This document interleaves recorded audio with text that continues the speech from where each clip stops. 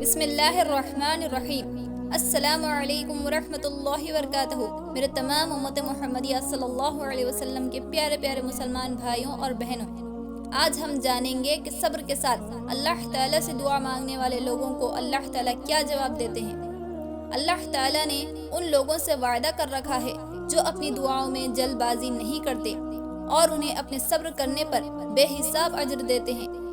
تو پھر دعا کرتے رہیے، کیونکہ پتہ نہیں آپ کی کون سی دعا اللہ تعالیٰ نے اپنے کن کے لیے چن رکھی ہے، ہم یہ نہیں جانتے۔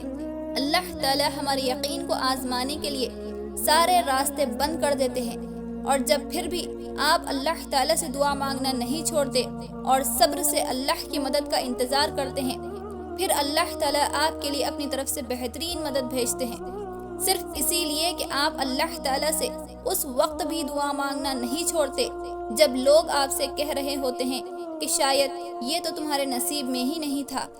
اور یہی وہ یقین ہے آپ کا اللہ پر جس کو اللہ تعالیٰ نے آزمایا۔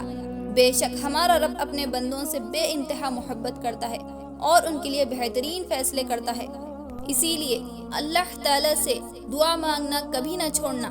اللہ تعالیٰ نے سورہ ال عمران میں فرمایا، دعا پہاڑوں کو بھی اپنی جگہ سے ہلا سکتی ہے، کیونکہ وہ دعا ہی تو ہے جس نے حضرت آدم علیہ السلام کو حوا علیہ السلام سے دوبارہ ملوایا اور ایک بنجر ریگستان میں بی بی ہاجرہ اور اسماعیل علیہ السلام کے لیے پانی کا چشمہ نکالا، اور ابراہیم علیہ السلام پر آگ ٹھنڈی ہو گئی صرف دعا کی وجہ سے۔ یونس علیہ السلام سمندر کی گہرائیوں میں مچھلی کے پیٹ سے باہر نکل گئے ان کی دعا کی وجہ سے، اور وہ دعا ہی تو ہے جس کے ذریعے ہم اپنے رب سے اپنی ساری تکلیفیں بیان کر سکتے ہیں، اسی لیے دعا کرنا کبھی مت چھوڑنا۔